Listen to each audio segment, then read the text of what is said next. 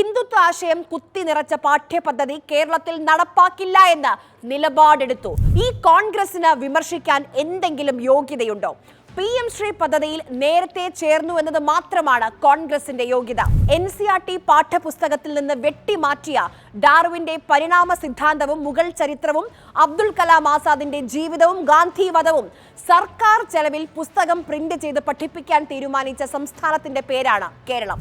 ഇന്ന് നമ്മുടെ കേരളം PM ശ്രീ പദ്ധതിയുടെ ഭാഗമാണ്. 3 വർഷക്കാലം PM ശ്രീയിൽ നിന്ന് വെറുതെ മാറി നിൽക്കുകയല്ല കേരളം ചെയ്തത്. PM ശ്രീക്കെതിരെ പ്രചാരണങ്ങൾ, പ്രതിഷേധങ്ങൾ നടത്തിയ നാടായിരുന്നു കേരളം. സംഘപരിവാർ തിട്ടൂരത്തിന് മുന്നിൽ മുട്ടുമടക്കില്ല എന്ന മുദ്രാവാക്യം വിളിച്ചവർ രാത്രിക്ക് രാത്രി PM ശ്രീയിൽ ഒപ്പിട്ടത് എന്തിനാണ്? ഇത്രയും കാലം എതിർത്ത ദേശീയ വിദ്യാഭ്യാസ നയം കേരളത്തിന് ശ്രീയായോ? നമ്മുടെ കുട്ടികൾ ഇനി ഹെഡ്ഗേവാറിന് പഠിക്കുകയും മുഗൾ ചരിത്രം പഠിക്കാതിരിക്കുകയും വേണോ? ഗാന്ധി വധത്തിനു ശേഷം RSSനെ നിരോധിച്ചുവെന്ന് നമ്മുടെ കുട്ടികൾ അറിയേണ്ടേ? പുഷ്പക വിമാനം ലോകത്തെ ആദ്യത്തെ വിമാനമെന്ന് നമ്മുടെ കുട്ടികൾ പഠിക്കണോ? Let me explain.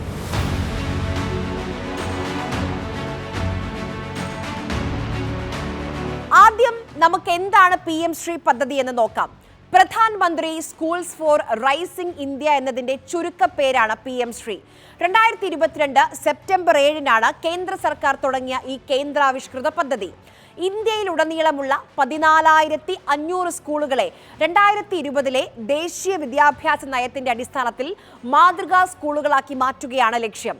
ഓരോ വിദ്യാർത്ഥിക്കും ഉയർന്ന നിലവാരമുള്ള പഠനാന്തരീക്ഷം സൃഷ്ടിക്കുകയാണ് പദ്ധതി വിഭാവനം ചെയ്യുന്നത്. 5 വർഷത്തേക്ക് 27,360 കോടി രൂപയുടെ പദ്ധതി.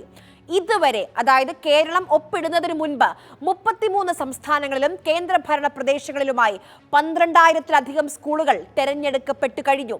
ഇനി ഇതുവരെ എന്തായിരുന്നു കേരളത്തിന്റെ നിലപാട്? ദേശീയ വിദ്യാഭ്യാസ നയം നടപ്പാക്കില്ല എന്ന് ആദ്യം പറഞ്ഞ സംസ്ഥാനമാണ് നമ്മുടെ കേരളം. 2023-ൽ പ്രാബല്യത്തിൽ വന്ന PM ശ്രീ പദ്ധതിയിൽ കേരളം പങ്കുചേരാതെ മാറി നിന്നു. പക്ഷേ വരുതിക്ക് നിൽക്കാതെ പ്രതിരോധം തീർക്കുന്ന സംസ്ഥാനങ്ങളെ കൈപ്പിടിയിലാക്കാൻ കേന്ദ്രത്തിന്റെ കടും കൈയാണ് സാമ്പത്തിക വിലക്ക്. സമഗ്ര ശിക്ഷാ അഭിയാന്റെ 1,158 കോടി രൂപയാണ് കേന്ദ്രം തടഞ്ഞുവെച്ചത്. PM ശ്രീയിൽ ഒപ്പിടാൻ ലഭിക്കാനുള്ള ആ 1,158 കോടി രൂപ വെച്ച് കേന്ദ്രം വിലപേശി. അതായത് PM ശ്രീ പദ്ധതിയുടെ ഭാഗമായത് സമഗ്ര ശിക്ഷാ അഭിയാന്റെ ഫണ്ട് കിട്ടാനെന്ന് ചുരുക്കം. വിദ്യാഭ്യാസ മന്ത്രി പറയുന്നത് കേട്ടു, കേരളത്തിൽ ദേശീയ വിദ്യാഭ്യാസ നയം നടപ്പാക്കില്ല എന്ന്. BJP നേതാവ് K. സുരേന്ദ്രൻ പറയുന്നു ഹെഡ്ഗേവാറിനെ കേരളത്തിലെ കുട്ടികൾ പഠിക്കുമെന്ന്. ഏതാണ് നടക്കാൻ സാധ്യത? PM ശ്രീ നടപ്പാക്കുന്നത് വഴി കേന്ദ്ര സിലബസ് പഠിപ്പിക്കേണ്ടി വരുമോ? കരാറിൽ ഒപ്പുവെച്ചതോടെ പാഠ്യപുസ്തകത്തിൽ സംഘപരിവാർ ആശയം പഠിപ്പിക്കേണ്ടി വരുമോ? ഇതാണ് പ്രധാനപ്പെട്ട ആശങ്ക. CBSE സ്കൂളുകൾ NCERT സിലബസും പാഠ്യപുസ്തകങ്ങളും പിന്തുടരുമ്പോൾ സംസ്ഥാന വിദ്യാഭ്യാസ വകുപ്പിന് കീഴിലുള്ളവ സ്റ്റേറ്റ് ബോർഡ്, അതായത് SCERT എന്നിവ ആസൂത്രണം ചെയ്യുന്ന പാഠ്യപദ്ധതിയാണ് പിന്തുടരേണ്ടത്. ദേശീയ വിദ്യാഭ്യാസ നയത്തിന്റെ പാരഗ്രാഫ് 4-ൽ കൃത്യമായി എഴുതിയിട്ടുണ്ട് state will prepare their own കരിക്കുല എന്ന്. അതായത് കേരളത്തിന്റെ സിലബസ് തന്നെയായിരിക്കും നമ്മുടെ കുട്ടികൾ പഠിക്കുക. ദേശീയ വിദ്യാഭ്യാസ നയത്തിൽ എവിടെയും NCERT പാഠ്യപദ്ധതി മാത്രമേ പഠിപ്പിക്കാവൂ എന്ന് എഴുതിയിട്ടില്ല. ഉപയോഗിക്കുന്ന വാക്ക് അത് കൺജങ്ഷൻ എന്നാണ്, അതായത് സംയോജനം. അത് മാത്രമല്ല സംസ്ഥാനത്തിന്റെ ഫ്ലേവർ ഉപയോഗിക്കണമെന്നും വ്യവസ്ഥയുണ്ട്. മലയാളത്തിൽ പറഞ്ഞാൽ സംസ്ഥാനത്തിന് ഇഷ്ടമുള്ള കരിക്കുലവും സിലബസും പഠിപ്പിക്കാനുള്ള സ്വാതന്ത്ര്യമുണ്ട്. നമ്മൾ ഓർക്കേണ്ട മറ്റൊരു കാര്യം കൂടിയുണ്ട്. NCERT പാഠ്യപുസ്തകത്തിൽ നിന്ന് വെട്ടിമാറ്റിയ ഡാർവിന്റെ പരിണാമ സിദ്ധാന്തവും മുഗൾ ചരിത്രവും അബ്ദുൽ കലാം ആസാദിന്റെ ജീവിതവും ഗാന്ധിവധവും സർക്കാർ ചെലവിൽ പുസ്തകം പ്രിന്റ് ചെയ്ത് പഠിപ്പിക്കാൻ തീരുമാനിച്ച സംസ്ഥാനത്തിന്റെ പേരാണ് കേരളം. PM ശ്രീ തർക്കത്തിനിടയിൽ നമ്മൾ ഓർക്കേണ്ട മറ്റൊരു പേരുകൂടിയുണ്ട്, PM ഉഷ, പ്രധാനമന്ത്രി ഉച്ചധാർ അഭിയാൻ.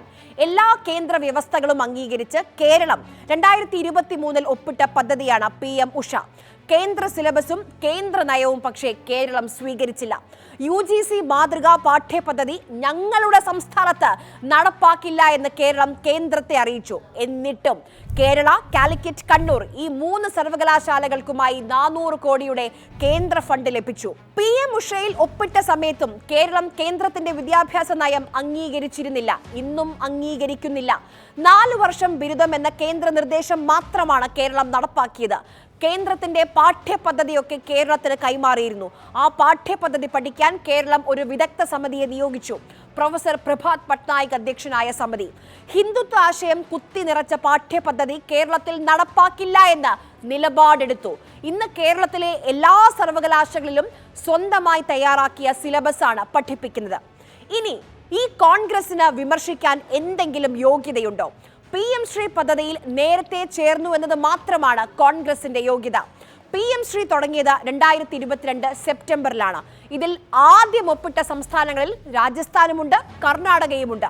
PM ശ്രീയിൽ ഒപ്പിട്ട സമയത്ത് കോൺഗ്രസ് ആണ് രാജസ്ഥാൻ ഭരിക്കുന്നത്. 2022 ഡിസംബറിലാണ് കോൺഗ്രസ് ഹിമാചൽ പ്രദേശിൽ അധികാരത്തിൽ വരുന്നത്. അതിനുശേഷം മാത്രമാണ് ഹിമാചൽ പ്രദേശ് PM ശ്രീയിൽ ഒപ്പിട്ടത്.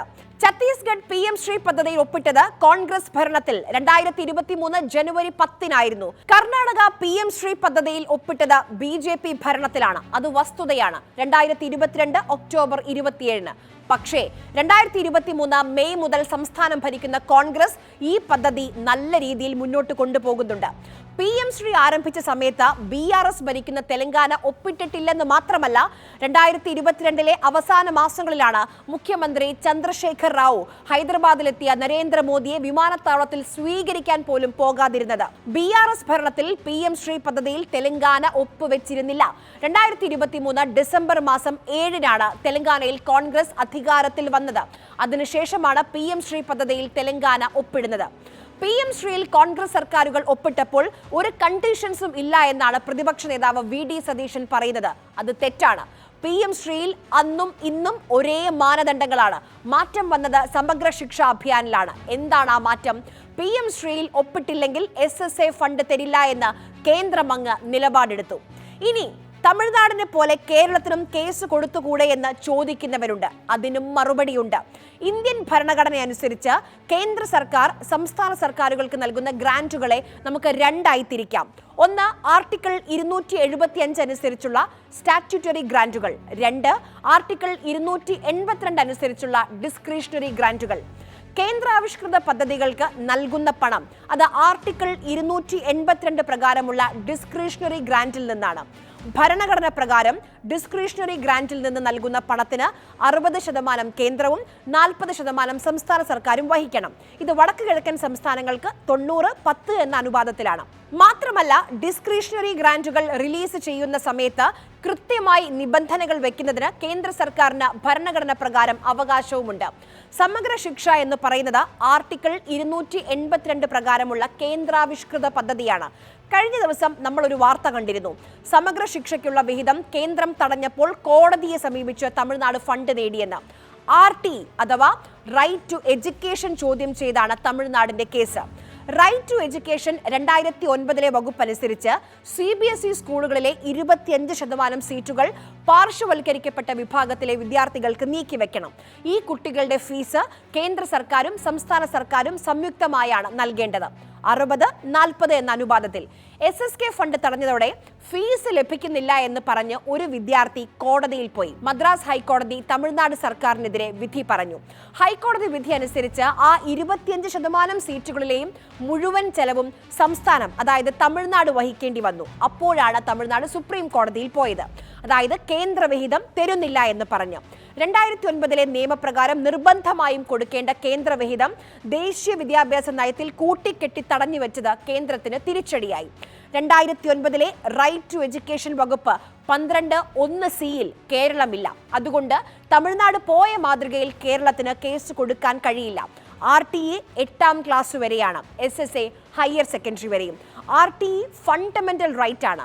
RTEക്കും SSAക്കും വെവ്വേറെ ഫണ്ട് ഉള്ളതിനാൽ അങ്ങനെ ഒരു കേസ് നിലനിൽക്കാൻ പ്രയാസമായിരിക്കും. പോരാത്തതിന് ദേശീയ വിദ്യാഭ്യാസ നയത്തിൽ തമിഴ്നാടിന് അംഗീകരിക്കാൻ കഴിയാത്തത് അത് ത്രിഭാഷാ പദ്ധതിയാണ്. കേരളം അതെന്നോ അംഗീകരിച്ചതാണ്. ത്രിഭാഷാ പദ്ധതി അംഗീകരിച്ചാൽ പിന്നെ ദ്രാവിഡ പാർട്ടികളില്ല. കേന്ദ്രവിഹിതം അത് കേരളത്തിന്റെ അവകാശമാണ്, ഭരണഘടനാ അവകാശം. PM ഉഷയിൽ കേരളം ഒപ്പിട്ടു, പണം വാങ്ങി, കേന്ദ്രത്തിന്റെ ഒരു പാഠവും പഠിപ്പിച്ചില്ല. PM ശ്രീയിൽ കേരളം ഒപ്പിട്ടു, പണം ഉടനെ കിട്ടും. കേരളത്തിൽ ഗാന്ധിയെ കൊന്നത് ഗോഡ്സെ എന്ന് ഇനിയും പഠിപ്പിക്കും.